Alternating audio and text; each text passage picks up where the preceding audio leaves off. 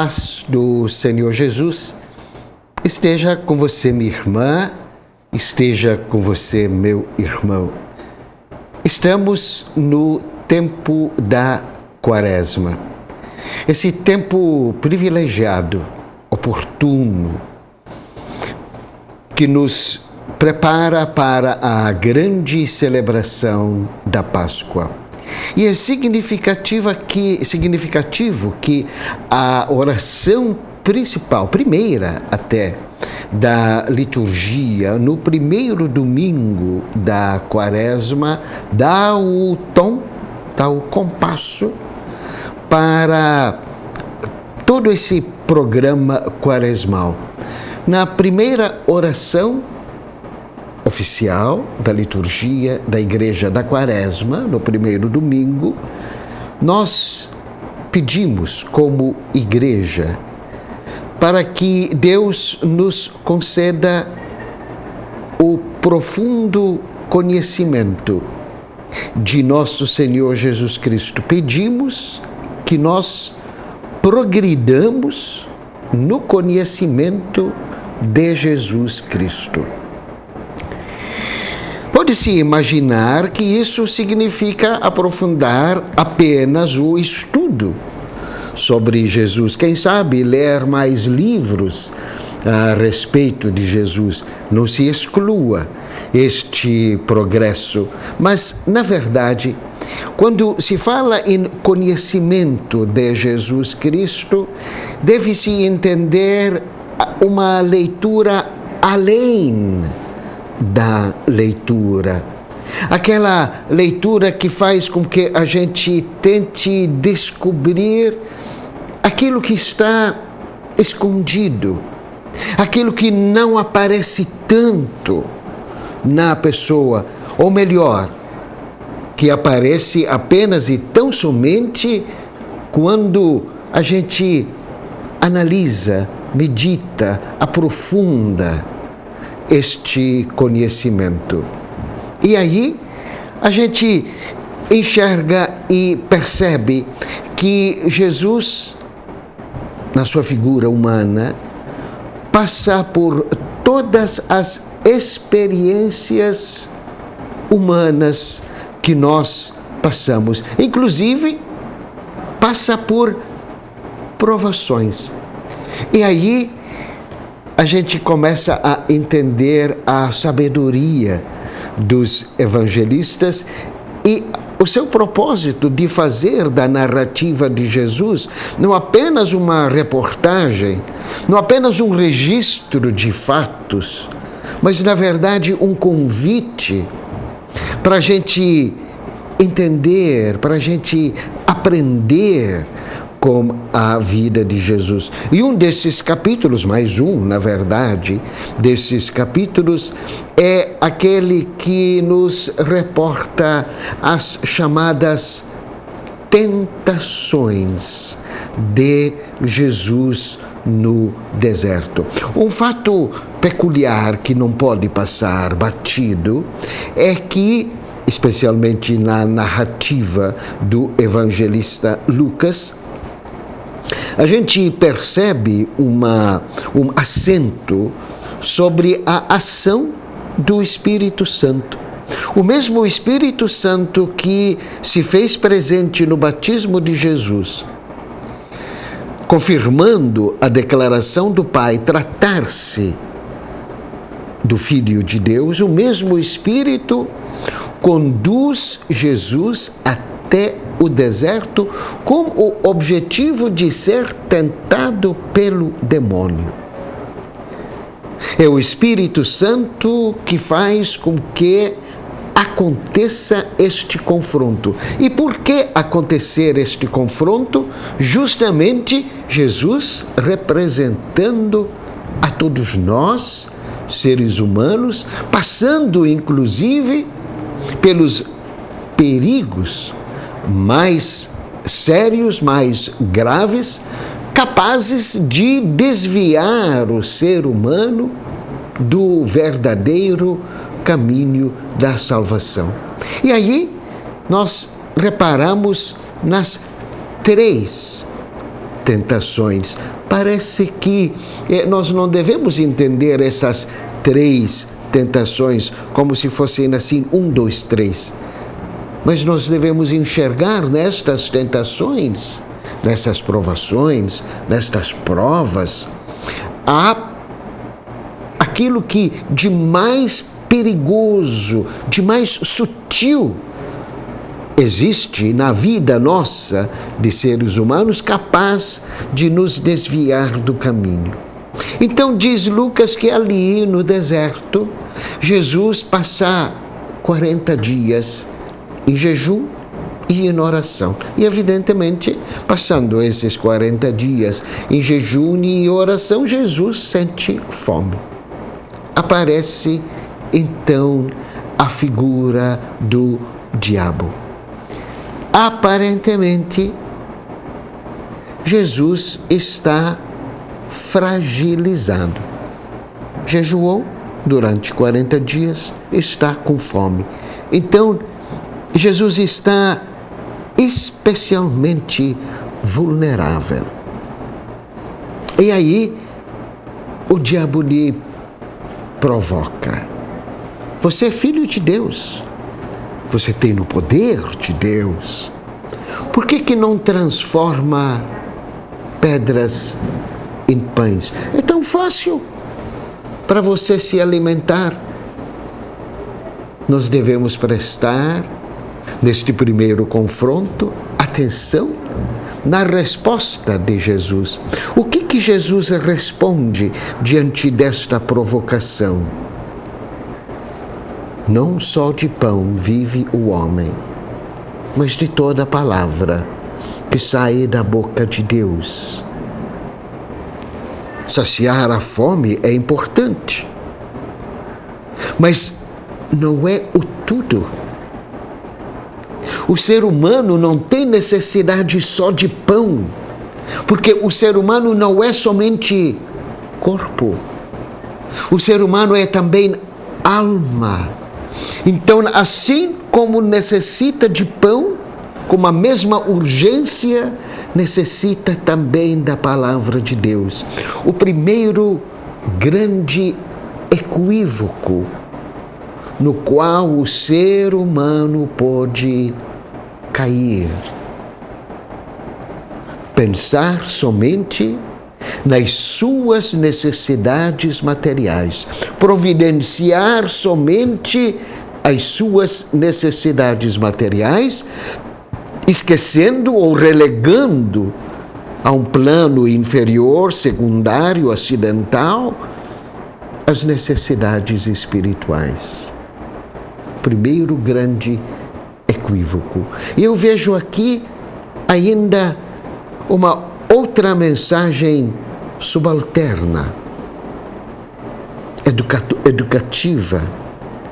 Eu penso, por exemplo, naqueles pais que cuidam de seus filhos, providenciam a seus filhos tudo o que é material.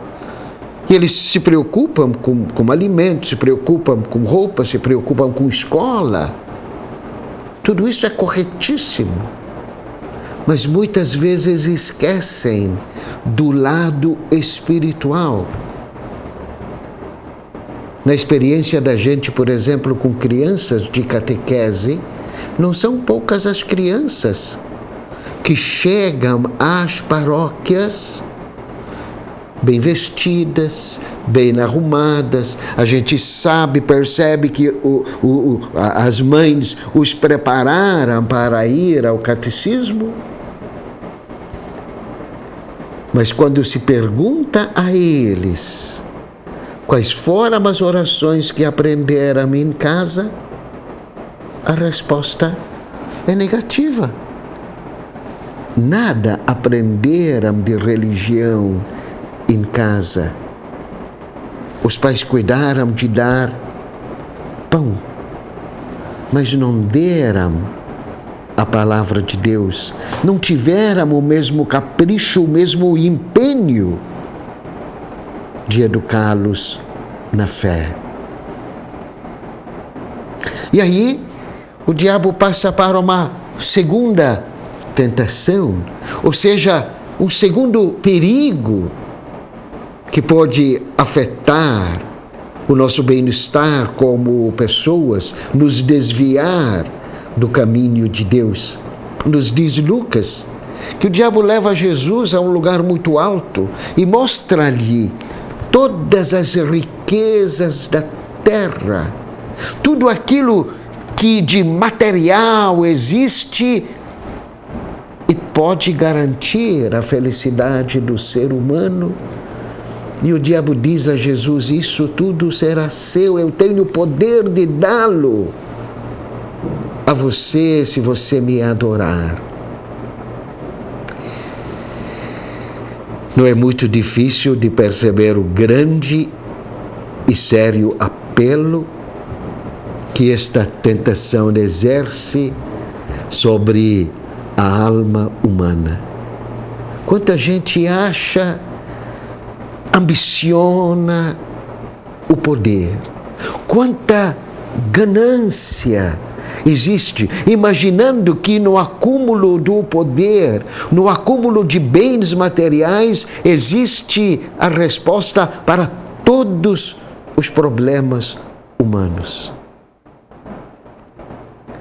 Quantas pessoas literalmente vendem a alma ao diabo? E aí existe um perigo que não pode ser minimizado.